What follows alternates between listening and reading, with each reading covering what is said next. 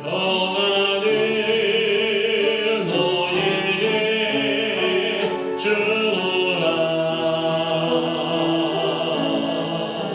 세상이 줄 수 없네. 세상이 알 수도 없는 평안을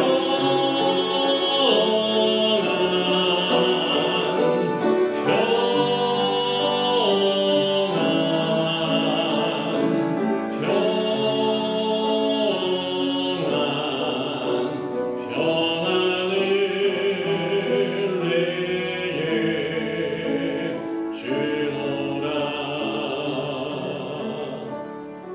사랑과 은혜와 자비가 무한하신 좋으신 하나님 아버지, 감사합니다. 모든 영광을 우리 주님께만 올려드리고, 또한 우리에게는 주님이 주시는 큰 은혜가 공급되기 원합니다.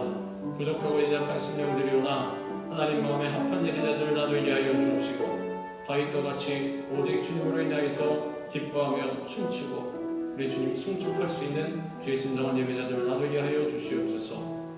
예수 그리스도의 이름으로 감사하며 기도드리옵나이다. 아멘. 세상이 알 수도 없는, 세상이 알 수도 없는 평안을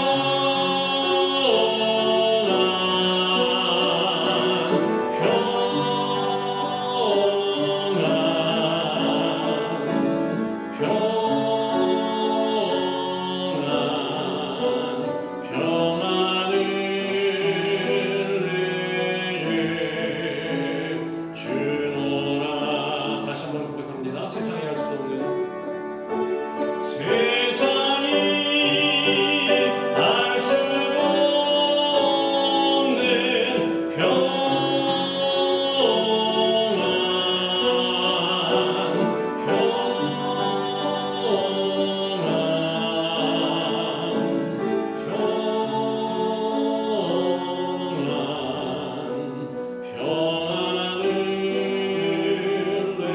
내게 주노라. 아멘. 우리 주님께서 우리의 삶 가운데 허락하시는 것은 평안이요 재앙이 아니라고 우리 주님께서 말씀하셨습니다. 이 주의 말씀을 절대로 잊지 마시고 의심하지 마시고 늘 주님 주시는 은혜와 평강과 평안 가운데 거하시는 그런 우리 참석한 모든 성도 여러분들 다 되시기를 주님의 이름으로 축원합니다. 할렐루야. 이 시간에 우리가 읽은 말씀 빌립보서 4장 6절부터 7절까지의 말씀을 갖고 하나님의 평강이라는 제목으로 우리 같이 은혜를 나누는 시간을 갖도록 하겠습니다. 이 제목을 한번 따라합니다. 하나님의 평강. 하나님의 평강. 우리는 지금 순탄치 않은 그러한 인생과 세상을 살아가고 있습니다. 점점 경제도 침체되고 또 안 좋아지는 것 같고, 지금 우리가 살고 있는 이곳 미국은 그래도 세계적으로 잘 살고 있는 나라 중에 하나이기 때문에 그나마 우리는 또 잘 먹고 잘 사는 것 같지만, 다른 조금 경제가 더 어렵고 잘 못 사는 그러한 나라들을 보면 얼마나 어려워하는지, 뭐 어느 나라는 경제가 아주 세계적으로 디폴트 선언을 하고 국가 부도가 나서 식료품점에 가면 먹을 것이 아예 없고, 중요한 것이 뭐 돈도 없지만 돈이 있어도 먹을 것을 사 먹지 못하는 것입니다. 물량의 공급이 제대로 안 되고, 뭐 그러한 것부터 시작해서 얼마나 경제적으로든 정치적으로든 어려워서 살기가 힘든지, 사람들이 이 시대를 살아갈 때 걱정과 근심과 염려의 시대를 살고 있다고 말할 수가 있습니다. 어디를 봐도 참된 평안이 없고 늘 문제와 염려 또 근심, 걱정으로 둘러싸여 있습니다. 심지어는 이 복된 나라에 살고 있는 우리들도 무엇이 있습니까? 늘 걱정과 근심이 있습니다. 염려가 있습니다. 미래가 불투명합니다. 이렇게 근심과 걱정이 많은 이 세상에서 참된 기쁨과 행복, 평안함, 평강을 누릴 수 있는 그러한 비결은 우리가 이렇게 잘 알고 있는 대로 오직 예수 그리스도 안에서만 누릴 수가 있습니다. 남편을 5명, 6명 둔 이 사마리아 여인도 어떻게 되었습니까? 마음이 평강하고자 근심 걱정을 덜어보고자 또 기쁨과 즐거움을 누려보고자 남편을 5명, 6명을 갖고 왔는데도 어떻게 했답니까? 마음 가운데 늘 염려, 근심, 걱정, 불안함이 있었다라는 것입니다. 늘 마음 가운데 갈급함이 있었다라는 것입니다. 생수의 강물이 필요한 그 이유가 무엇입니까? 염려, 근심, 걱정이 많기 때문입니다. 평안하고 늘 행복하고 즐겁고 기쁘면 왜 그런 고백을 했겠습니까? 예수님 앞에 나에게도 그 물을 주옵소서. 왜 그런 고백을 했겠습니까? 세상 것으로는 채울 수가 없다라는 것입니다. 예수님께서 그래서 그 여인에게 말씀하신 것입니다. 내가 주는 물을 마셔야만이 절대 갈급하지 아니하고 목마르지 아니하고 걱정과 근심이 없다라는 것입니다. 그래서 참된 기쁨과 행복은 오직 우리 주님 안에서만, 우리 예수님 안에서만 누릴 수 있다는 것입니다. 그러므로 문제와 절망의 감옥에 그대로 갇혀있지 말고 우리의 기쁨과 즐거움, 감사, 행복을 다른 곳에서 찾지 말고 오직 할 수 있다는 믿음으로 십자가만을 붙잡고 우리 주님께서 주시는 평안을 누리는 삶을 살 수가 있어야 할 것입니다. 문제 많고 어려움 많은 세상에서 승리하며 살아갈 수 있는 비결은 언제나 마음의 평안을 유지하는 데 있습니다. 마음의 평안을 유지하려면 염려하지 말아야 합니다. 사도 바울은 감옥에 갇혀 있었으면서도 주님이 주시는 평안함이 있었기 때문에 빌립보 교회 성도들에게 오늘 이 시간 우리가 읽은 이 본문을 통해서, 이 서신을 통해서 아무것도 염려하지 말라, 빌립보 성도들에게 그런 편지를 쓸 수가 있었다는 것입니다. 사도 바울은 지금 감옥에 갇혀 있습니다. 에베소서, 빌립보서, 골로새서, 빌레몬서, 이것은 우리가 뭐라고 말하냐? 옥중서신이라고 얘기하는데 왜 옥중서신입니까? 사도 바울이 감옥에 갇혀 있을 때 감옥 안에서 쓴 편지이기 때문입니다. 지금 빌립보서, 이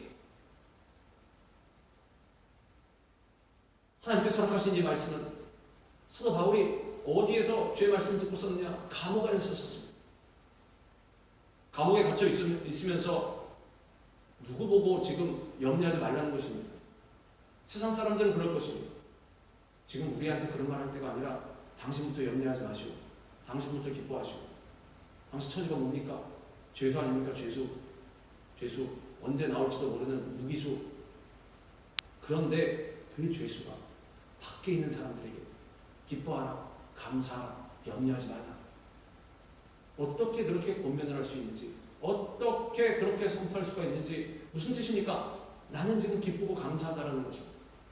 나는 염려, 근심, 걱정을 다 주님께 맡겼다라는 것입니다. 왜? 딱 한 가지입니다. 사도 바울은 지금 예수 그리스도 안에 있기 때문에 감옥 안에 있는 것이 아닙니다.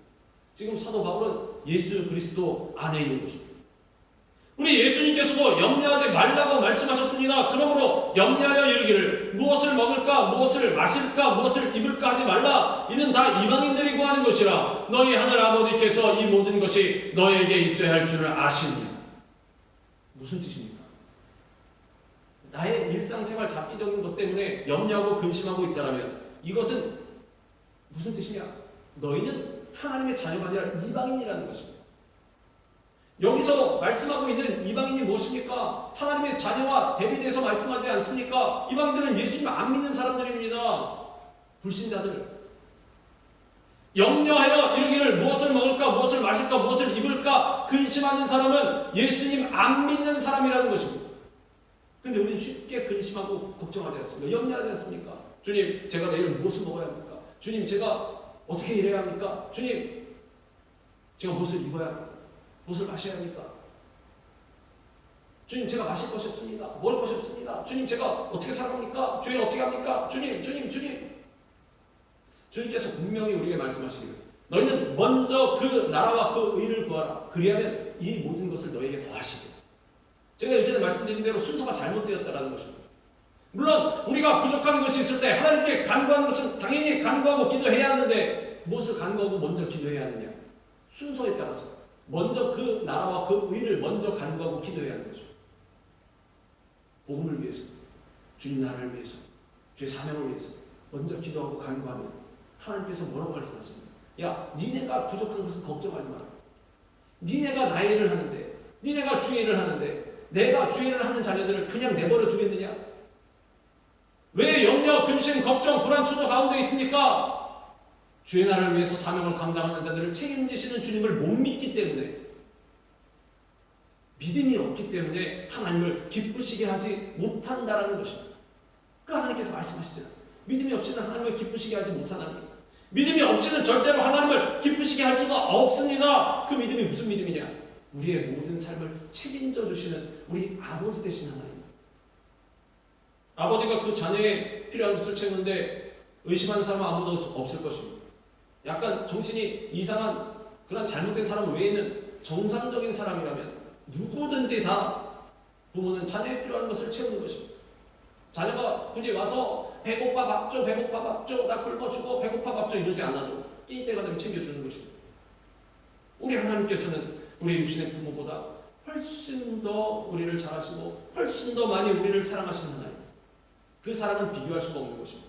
왜? 독생자 예수 그리스도를 우리에게 그냥 내어주시기까지, 그렇게까지 우리를 사랑하셨기 때문에 독생자 예수 그리스도가 하나님 자신이십니다. 즉 자신을 내어주신 것입니다. 우리를 위해서. 덧셈 뺄셈을 온전히 제대로 하는 사람은 이것이 말이 안 되는 일인 것을 알 것입니다. 소수를 위해서 다수가 희생하는 것이 말이 됩니까? 이건 이론에 맞지 않습니다. 그런데 하나님께서는 그보다 더 큰 말이 안 되는 것을 하셨다는 것입니다. 왜? 우리 한 사람 때문에. 그러므로 우리는 염려하지 말아야 한다는 것입니다. 이 주님을 우리가 요만큼이라도 믿는다면 염려하지 마라, 근심하지 마라, 걱정하지 마라, 두려워하지 말라. 너희 하늘 아버지께서 이 모든 것이 너에게 있어야 할 줄을 아시느니라. 알고 계신답니다. 그만 좀 물어보시기 바랍니다. 알고 계신답니다. 우리 주님께서 알고 계시답니다. 우리 무엇을 해야 되냐? 그 나라와 그 의를 먼저 구해야 한다는 거죠.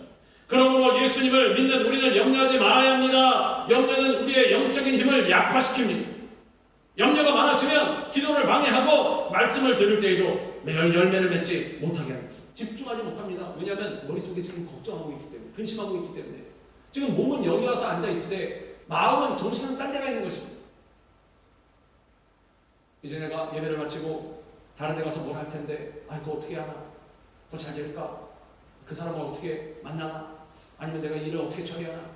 근심, 걱정, 근심, 걱정, 근심, 걱정. 늘 염려, 근심, 걱정. 이것은 미래를 대비하는 그러한 열심이 절대로 아닙니다. 그거 착각하면 안 됩니다. 또 혹자는 그렇게 얘기합니다. 그것은 아주 부지런하고 근면하여서 나태한 것과 반대되는 개념 아닙니까? 내가 그것을 붙잡고 열심히 그것을 하고 나가는 것 아닙니까? 내가 부지런한 것 아닙니까? 근면한 것 아닙니까? 개미와 같은 것 아닙니까? 천만의 말씀. 물론 근면하고 성실하고 열심히 해야 하는데 문제는 염려, 근심, 걱정.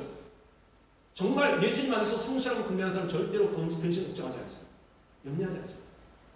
그 시간에 주의 사명 감당하는 것입니다. 그 시간에 엎드려서 기도하는 것입니다. 그 시간에 주의 말씀을 해야 하는 것입니다.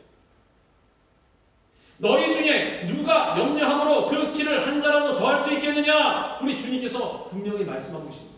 여러 번에 걸쳐서 요즘 무엇입니까? 염려하지 말라, 근심하지 말라, 거기에 마음 빼앗기지 말라. 그럼 열매를 못 맺는다는 것입니다. 또 염려와 근심은 오히려 우리의 몸과 마음을 병들게 합니다. 마음의 즐거움은 양양이라도 심령의 근심은 뼈를 마르게 하느니라. 근심해봤자 내 자신의 삶을 깎아먹는다는 것입니다. 그리고 사탄은 염려와 근심을 통해서 뭐라냐? 주의 사명을 감당하지 못하게 만듭니다. 그래서 주의 사명을 감당하지 못하는 그러한 사람들의 특징은 무엇이? 너무 바쁩니다. 왜? 내가 해야 될 일이 너무 많기 때문에. 근심, 걱정, 염려에서 기인되는 것입니다. 그거 해결하려면 가서 내일 해야 되고, 그러다 보면 주의 사명 감당하지 못하는 것입니다. 그 뒷전으로 2등, 3등으로 밀려나 버리는 거죠. 그 주의 사명 감당하지 못하면, 주의 명령을 지키지 못하면 하나님께서 그 나라와 그 의를 먼저 구하는 사람이라 인정해 주실 수가 있겠습니까? 그럴 수가 없습니다.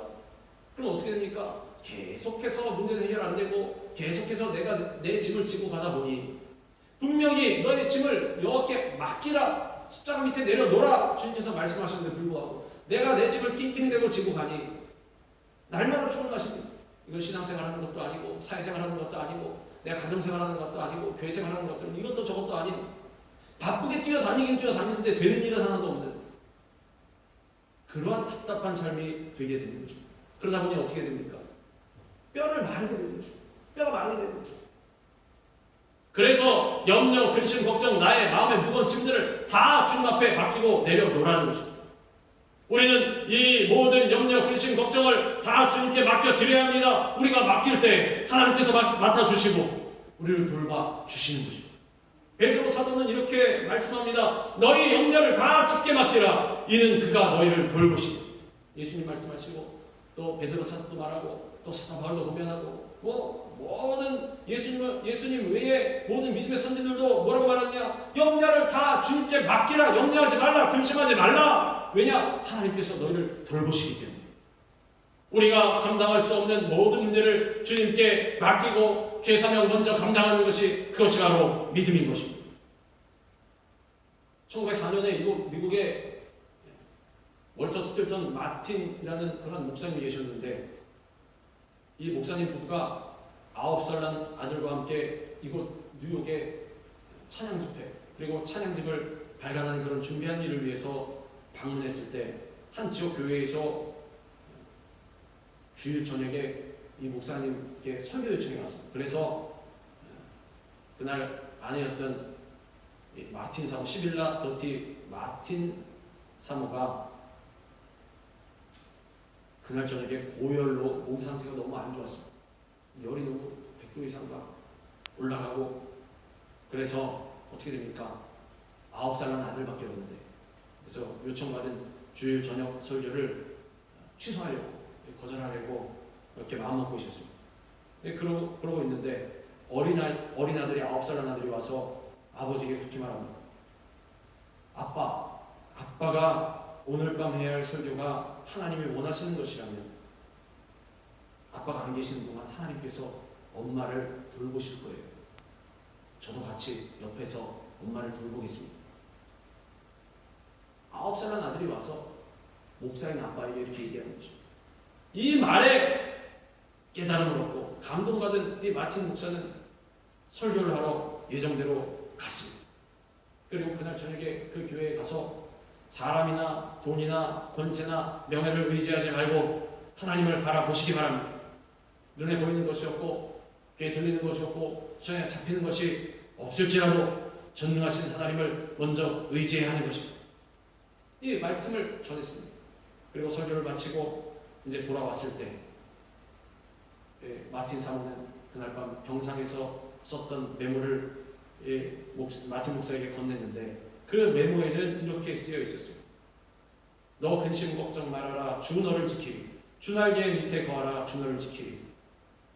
주 너를 지키리. 아무 때나 어디서나 주 너를 지키리. 늘 지켜주시리. 그 글에 마틴 목사가 작곡하시는 분이었는데 이분이 곡을 붙여서 만든 찬송이 우리가 찬양한 바로 찬송가 382장 너 근심 걱정 말아라. 마틴 사모는 이후에 건강하게 일어나서 아주 나이가 많을 때까지 주의 사명을 잘 감당했다는 것입니다. 우리는 문제를 만나면 먼저 염려가 앞서서 마음을 지키지 못하고 스스로 무너지는 경우가 많습니다. 무엇과 먼저 타협하느냐? 주의 일과 먼저 타협합니다. 왜냐하면 취소하기 제일 쉽기 때문에 내가 손에서 내려놓기 제일 쉽기 때문에 뭐 때문에 그럽니까? 염려 때문에, 근심 때문에. 가나안 땅을 앞에 두고 10명의 정탐꾼의 부정적인 보고를 받은 이스라엘 백성들은 마음에 염려, 근심이 밀려들었습니다. 그 결과 어떻게 되었습니까? 하나님의 약속의 말씀을 잊어버렸고 하나님께서 들어가라, 땅을 차지하라. 그런데도 불구하고 못 들어갑니다. 오히려 들어가라는 여호수아 갈렙을 돌로 치려고 하고 하나님 앞에 반항하고 원망 불평하고 결국에는 그들은 하나도 가나안 땅에 들어가지 못했습니다. 2세 이하 된 그들의 자녀들만, 그 후손들만 가나안 땅에 들어가게 되었습니다. 또 하늘로부터 불이 내려오게 한 이 놀라운 응답을 받은 엘리야도 악한 왕비 이세벨의 그 한마디 말을 전해 듣고 마음이 무너져서 광야길로 돌아가서 로뎀나무 아래서 죽기를 각오했다는 것입니다. 능력 있는 선지자가 어찌 이런 나락으로 한 번에 떨어졌는지. 뭐 때문입니까? 두려움 때문에, 염려, 근심 때문에.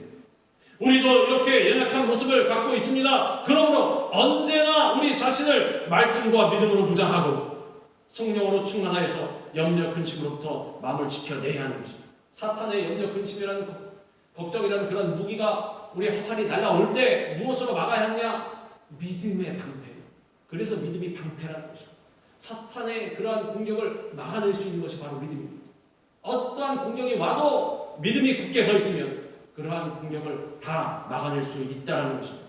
문제 많고 어려움 많은 세상에서 승리하며 평안함 가운데 살 수 있는 그러한 방법, 염려하지 말고 그리고 또 하나님 앞에 나아가서 기도하는 것입니다. 사도 바울은 오늘 본문 6절에서 다만 모든 일에 기도와 간구로 주님 앞에 나갈 것을 말하고 있습니다.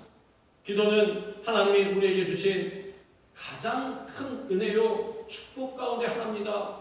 기도하는 것이 바로 방법이 아니라 축복인 것입니다. 우리가 기도할 때 다쳤던 모든 문들이 다 열리게 됩니다. 기도의 힘으로 해결하지 못할 위기도 없고 치유받지 못할 질병도 없습니다. 야고보서 5장 16절의 말씀처럼 의인의 간구는 역사하는 힘이 크기 때문에, 그러므로 너희 죄를 서로 고백하며 병이 낫기를 위하여 서로 기도하라. 의인의 간구는 역사하는 힘이 큼이니라. 세상 사람들은 기도하지 않습니다. 기도하지 못합니다. 어떻게 기도하는지도 모릅니다. 그러나 우리 그리스도인들은 기도할 수가 있습니다. 왜 그렇습니까? 하나님의 은혜요 축복이기 때문에 우리는 얼마든지 기도할 수 있습니다. 우리가 엎드려서 기도하면 그때부터 주님께서 일하시는 것입니다. 모세가 기도할 때 하나님께서 홍해를 가르시고 모든 이스라엘 백성들이 육지같이 건너게 하셨습니다. 뿐만 아닙니다. 따라오는 모든 애굽 군대를 물속에 엎어버리셨습니다. 히스기야 왕도 아수르의 사나림이 쳐들어오자 성전에 나아가서 간절히 기도했습니다. 하나님을 능멸하고 그리고 하나님의 백성을 조롱하는 그 편지를 펴놓고 주님 보시옵소서, 제가 할 것은 기도밖에 없습니다. 간구하는 것밖에 없습니다. 주님 제가 뭘 할 수 있겠습니까? 당시에 히스기야가 누굽니까? 왕입니다. 왕. 할 수 있는 것이 왜 없겠습니까? 그러나 주님 앞에 겸손한 마음, 낮아진 마음으로 주님 앞에 나아가서 엎드려 울며 기도한 것입니다. 당장 군사를 꾸려서 나가서 싸워도 모자를 바되 왕이라는 사람이 성전에 들어가서 편지 펴놓고 주님 앞에 엎드려서 무릎 꿇고 기도하는 것입니다. 이 사람은 신앙생활을 할 줄 아는 사람, 믿음의 사람이었습니다. 어떻게 되었습니까? 이렇게 간절히 기도하였을 때에 하나님께서 그 밤에 천사를 보내셔서 아수르 진중에서 18만 5천 명을 쳐버리셨습니다. 아침에 나가봤더니 다 송장이 되었다. 뭐 어떻게 치셨는지 모릅니다. 구체적으로 기록이 안 되어 있어서 하나님께서 치셨다는 거예요. 치면 18만 5천 명이든 185만 명이든 다 멸하실 수가 있는 거죠. 히스기야 왕이 한 것이 뭐가 있습니까? 기도하고 간구하고. 하나님께서 기도할 때 일하신다는 것입니다. 한나가 기도할 때 한나의 태의 문을 열어주셨고, 야곱이 약복강가에서 사력을 다해서 씨름하며 기도할 때 그 살기 등등한 형 에서의 마음을 완전히 변화시켜 주셨습니다. 그러므로 우리는 염려를 기도로 바꿔야 합니다. 10년 염려하는 것보다 10분 기도하는 것이 더 낫습니다. 세상에 기도하는데 돈이 듭니까? 뭐가 됩니까? 왜 기도하지 않습니까? 하나님 앞에 나와서 무릎 꿇고 기도해 보십시오. 내가 뛰어다니면서 쫓아다니면서 근심, 걱정, 염려 속에 불안하면서 눈물 흘리며 사는 것보다 100배, 1000배 나은 것입니다. 주님 앞에 나와 기도하시기 바랍니다. 동서남북 어디에서 도움의 손길을 구하기보다 하나님께 부르짖어 기도해야 하는 것입니다. 우리의 도움은 하나님께로부터 오는 것입니다. 내가 산을 향하여 눈을 들리라. 나의 도움이 어디서 올까? 나의 도움은 천지를 지으신 여호와에게서로다. 우리가 기도할 때 하나님께서 반드시 일하시는 것입니다. 기도는 축복의 통로요 기적과 응답의 통로입니다. 하나님께서 연약한 자의 간구에 귀를 기울이시고 계시기 때문에 기도하고 주님 앞에 다 맡겨야 하는 것입니다. 하나님께서는 귀를 기울이고 계십니다. 우리가 기도하기만을 기다리고 계십니다. 그래서 우리에게 말씀하십니다. 쉬지 말고 기도하라. 하나님께서 아무 말씀 안 하시고 어디 니네가 기도하는지 안 하는지 보자. 내 마음을 맞춰봐라. 이러시는 것이에요. 늘 하나님께서 말씀하십니다. 보낸 선지자들을 통해서 말씀하십니다. 우리에게 말씀하십니다. 기도하라. 기도하고 간구하라. 주님 앞에 다 맡기라. 기도하고 맡기면 주님께서 문제를 해결해 주시고 크고 비밀하고 놀라운 역사를 행해 주시는 것입니다. 너의 행사를 여호와께 맡기라. 그리하면 네가 경영하는 것이 이루어지리라. 고아의 아버지로 불리는 조지 뮬러 목사, 평생 우리가 알고 있는 대로 5만 번이 넘는 기도의 응답을 받았습니다. 그는 기도에 관해서 이렇게 말합니다. 기도란 응답받을 때까지 하는 것이 기도다. 맞습니다. 기도는 뭡니까? 응답받을 때까지 하는 것이 기도라는 것입니다. 즉 우리가 주님 곁에 가는 그날까지 계속하는 것이 기도입니다. 기도가 뭐라고 말씀드렸습니까? 기도는 호흡이라는 것입니다. 우리가 잠시 1분이라도 호흡 안 하면 죽는 것처럼 기도 잠시라도 안 하면 우리는 영이 죽어버리는 것입니다. 우리는 끝나는 것입니다. 하나님과의 관계가 단절되는 것입니다. 하나님과 상관없는 사람으로 살아갈 수밖에 없다는 것입니다. 멸망의 길로 걸어갈 수밖에 없다는 것입니다. 뭐 안 하면? 기도 안 하면. 기도하라는 것입니다. 문제는 생각하면 생각할수록 커지게 되어 있습니다. 그러나 하나님께 기도하면 기도할수록 문제는 작아지게 되는 것입니다. 그러므로 어떤 문제 가운데 있다고 할지라도 문제를 생각하지 말고 오직 믿음으로 하나님께 기도하고 간구해야 하는 것입니다. 사도 바울은 기도할 때 어떻게 하느냐? 감사함으로 하나님께 아뢰라고 말씀하고 있습니다. 너희 구할 것을 감사함으로 하나님께 아뢰라. 감사함으로 하나님께 아뢰라는 것은 무슨 뜻입니까? 응답의 확신을 갖고 모든 염려를 하나님께 맡기고 어떠한 길로 인도하시든지 순종하고 감사함으로 나아가라는 것입니다. 감사라는 것은 세상 사람은 감사를 어떨 때 합니까? 일이 이루어졌을 때. 우리 그리스도인들은 일이 실제로 이루어지지 않았음에도 불구하고 이루어졌음을 믿고 하는 것이 바로 감사입니다. 그리스도인들의 감사. 이것이 바로 진정한 감사입니다. 세상 사람들이 하는 감사는 누구나 다 할 수 있어요. 그건 감사라고 할 수도 없어요. 그건 당연히 해야 되는 것이고 우리가 끼니가 되어서 배가 고파서 밥을 먹는 것처럼 그건 당연히 해야 되는 것이고 세상 사람들이 못하는 감사, 실제로 눈앞에 육신의 눈앞에 이루어지지 않았을지라도 하나님 앞에 기도하고 간구했으면 이루어졌음을 믿고 하는 것이 바로 감사하는 것입니다. 이미 하나님께서 응답하신다는 것을 믿고 믿음으로 고백하는 것, 모든 일에 대해서 하나님께 영광을 돌리고 하나님께서 역사하심을 확신하는 것, 즉 믿음이 없이는 이러한 감사를 못하게 됩니다. 하나님께서 나의 기도를 들으시고 응답하셨음을 믿는 것이니까 믿음이 있어야 한다는 거죠. 그것이 바로 감사입니다. 감사는 어떠한 어려운 상황 속에서도 불평하지 않고 크신 하나님의 뜻을 바라보며 그의 능력을 찬양하는 것입니다. 요셉의 삶을 보십시오. 요셉의 삶이 어땠습니까? 사실 그 과정을 보면 원망 불평할 수밖에 없는 그런 과정이었습니다. 하나님의 큰 이러한 인생을 이끌어가시는 요셉의 꿈을 이루어주시는 그런 줄기를 믿지 않았다면 절대로 감사할 수 없는 그런 환경이었습니다. 잘 주님 섬기고 예배하고 그리고 자신의 부모도 잘 섬기고 잘하고 있는데 열심히 맡겨주신 사명을 잘 감당하고 있는데 어떻게 되었습니까? 종으로 팔려갔습니다. 노예로 팔려갔습니다. 그리고 어떻게 되었습니까? 또 누명 쓰고 감옥에까지 들어갔습니다. 과정 하나하나만 육신적으로 보면 세상적으로 보면 불평, 원망할 수밖에 없는 그런 환경이었지만 요셉은 절대로 그러지 않습니다. 맡겨주신 사명 가운데 주님만 바라보고 열심히 했다는 무슨 뜻입니까? 감사했다는 것입니다. 감사했다는 것입니다. 바울이 빌립보에 처음 갔을 때 귀신 들려 점치는 여종을 고쳐줬습니다. 네, 따라다니면서 바울과 사역자들을 괴롭게 하니 예수 이름으로 명하니 이 귀신아 떠나가라. 예수 이름으로 명하니 귀신이 안 떠나갈 수가 있습니까? 귀신이 확 떠나가 버렸어요. 그랬더니 그 귀신 들렸던 여종이 점을 고칩니다. 이 여종의 주인은 점을 친 여종 때문에 돈을 많이 벌었는데 이제 여종이 나음 받으니 귀신이 떠나가니 수입이 끊어졌습니다. 그게 어떻게 됐습니까? 바울을 고발했습니다. 바울과 신라를 고발했습니다. 그러니까 바울과 신라는 열심히 주의 사명 감당하고 예수의 이름으로 능력을 행했는데 그에 대한 대가가 칭송받는 것이 아니라 또 돈을 버는 것이 아니라 또 사람들이 알아주는 것이 아니라 어떻게 되었습니까? 누명 쓰고 감옥에 갇혔다는 것입니다. 흠씬 매를 맞고 피투성이가 되어서 감옥에 갇혀서 또 쇠사슬에 채워졌습니다. 그러나 어떻게 됐습니까? 찬송을 부르면서 하나님께 영광을 돌렸습니다. 자신들이 받는 고난을 인하여서 오히려 하나님께 감사했다는 것입니다. 그때 하나님께서 옥터에 지진을 일으키셨습니다. 그리고 메었던 모든 결박이 풀어지고 닫혔던 옥문이 활짝 열렸습니다. 지진이 난다고 금방 그렇게 되진 않습니다. 그러나 이것은 하나님께서 역사하신다는 거죠. 이러한 상황에도 불구하고 하나님을 신뢰하고 믿고 감사했더니 모든 문제가 다 해결되다는 거죠. 주님 앞에 다 맡기고 감사하며 기도하며 찬양했더니 하나님께서 매일 모든 것을 쇠사슬을 다 끊어버리셨다는 것입니다.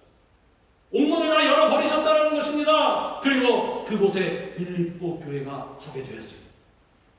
이러한 절망의 감옥에서도 주님을 찬양하고 감사하면 절망의 감옥이 변하여서 축복의 터전이 되고 기적의 터전으로 변화되는 것입니다. 그러나 감사하기에 인색하면 사탄이 틈타서 받은 은혜도 다 잃어버리게 되고 그 심령이 사막처럼 흡해져서 평안이 다 사라지게 되는 것입니다. 나중에 어떻게 되는 것인가? 그리스도인이 할 수 있는 감사를 하지 아니하면 어떻게 됩니까? 감사를 할 수밖에 없는 상황에도 감사를 안 하게 됩니다. 자신의 공로를 돌리고 이것은 내가 노력했으니 당연하지 뻔뻔스럽게 되는 것입니다. 마치 우리가 그렇게 표현하지 않습니까? 신앙을 어떻게 표현합니까? 흐르는 강물을 거슬러서 노를 젓는 것으로 표현하지 않습니까? 계속해서 그렇게 우리 자신을 다잡지 아니하면 가만히만 있어도 뒤로 밀려가는 것입니다. 그 자리에 있는 것이 아니라. 그래서 우리는 신앙생활할 때 계속 우리 자신을 다잡아야 하는 것입니다. 끊임없이 말씀과 기도 가운데 있어서 주님 앞에 감사를 놓치지 아니하도록 좋은 일이 있어도 감사, 안 좋은 일이 있어도 감사, 어떤 일이 있어도 감사, 몸이 아파도 감사, 또 경제적으로 조금 궁색해도 감사, 모자라도 감사, 뭐가 나무 잎이 마르고 포도 열매가 없으며 감람나무에 수철이 없고 또 논밭에 식물이 없어도 또 외양간에 송아지가 없고 나에게 아무것도 없어도 나는 여호와로 말미암아 감사할 것이다. 이런 하박국 선지자의 고백처럼 우리의 신앙이 그렇게 돼야 한다는 것입니다. 이스라엘 백성들은 광야 생활할 때 하나님께서 베풀어 주신 은혜에 대한 감사를 잊고 애굽에서 노예의 습관을 버리지 못한 채 입만 열면 원망과 불평을 쏟아 놓았습니다. 그리고 그들의 부정적인 신앙 태도가 결국 그들 스스로를 광야에서 40년간 방황하다가 삶을 마치도록 만들었습니다. 뭐 때문에 원망 불평을 많이 했습니까? 먹을 것, 마실 것, 그것이 없어서 원망 불평한 것입니다. 성도에 뭐라고 하나님께서 말씀하신다고 우리 나눴습니까? 너희는 무엇을 먹을까, 무엇을 입을까, 무엇을 마실까 걱정하지 말라고. 그것은 이방인들을 하는 것입니다. 지금 이스라엘 백성들이 그것 때문에 원망 불평했다는, 그것 걱정하다가 가나안 땅에 못 들어갔다는 것입니다. 근데 사실 걱정할 수밖에 없는 상황이었습니다. 낮엔 떼약듯이 내리치고 먹을 건 뭐밖에 없습니까? 만나밖에 없습니다. 40년 동안 만나만 먹어야 되는데, 그러나 그럼에도 불구하고 하나님께 감사해야 한다는 것입니다. 만족해야 한다는 것입니다. 주님만 바라봐야 한다는 것입니다. 늘 주의 사명을 감당해야 한다는 것입니다. 우리는 나 같은 죄인을 구원하신 하나님께 늘 감사와 찬양은 하나님께서 기뻐 받으시는 제사가 되어 구원을 가져오기 때문입니다. 시편 기자는 이렇게 말했습니다. 감사로 제사를 드리는 자가 나를 영화롭게 하나니 그의 행위를 옳게 하는 자에게 내가 하나님의 구원을 보이리라. 감사로 제사를 드리는 자에게 하나님께서 구원의 은혜를 허락해 주신다는 것입니다. 마음 가운데 연약함이 있고 부족함이 있고 삶 가운데 어려움이 있으면 무엇을 해야 한다는 것입니다. 주님 앞에 감사의 제사를 드려야 한다는 것입니다. 우리 입술의 고백부터 바꿔야 합니다. 나에게는 왜 이게 없지? 나에게 왜 이게 모자르지? 이것이 아니라 주님, 나에게 이러한 것을 주셔서 감사합니다. 주님, 나를 이렇게 살게 하시니 감사합니다. 주님, 나를 하나님의 자녀로 삼아주시니 감사합니다. 늘 감사, 입만 열면 감사. 그럴 때 하나님의 구원의 은혜가 우리에게 임하는 것입니다. 삶에 대한 태도가 바뀌면 내게 반응하는 외부의 태도도 바뀌게 됩니다. 문제를 일으키는 마음가짐에서 평강의 기회를 만드는 마음가짐으로 변화하는 것입니다. 기쁨을 잃었습니까? 계속해서 감사를 연습하시기 바랍니다. 감사는 평안을 누리는 최고의 처방이 되는 것입니다. 이와 같이 염려할 시간에 엎드려 기도하고 감사하고 찬양하면 주님께서 마침내 우리 마음 가운데 평안함을 주시는 것입니다. 그리하면 모든 지각에 뛰어난 하나님의 평강이 그리스도 예수 안에서 너희 마음과 생각을 지키시리라. 우리의 마음과 생각을 평강으로 안전하게 지킬 수 있는 곳은 어디냐? 예수 그리스도 안에 있을 때입니다. 예수 안에 있으면 평강 그 자체를 소유하는 것입니다. 어떠한 절망적인 상황도 우리가 감사함으로 아뢰면 이 세상 그 어디에서도 얻을 수 없는 하나님의 평강이 어디에서? 예수 그리스도 안에서, 예수 그리스도를 통해서 우리의 마음을 지켜주시는 것입니다.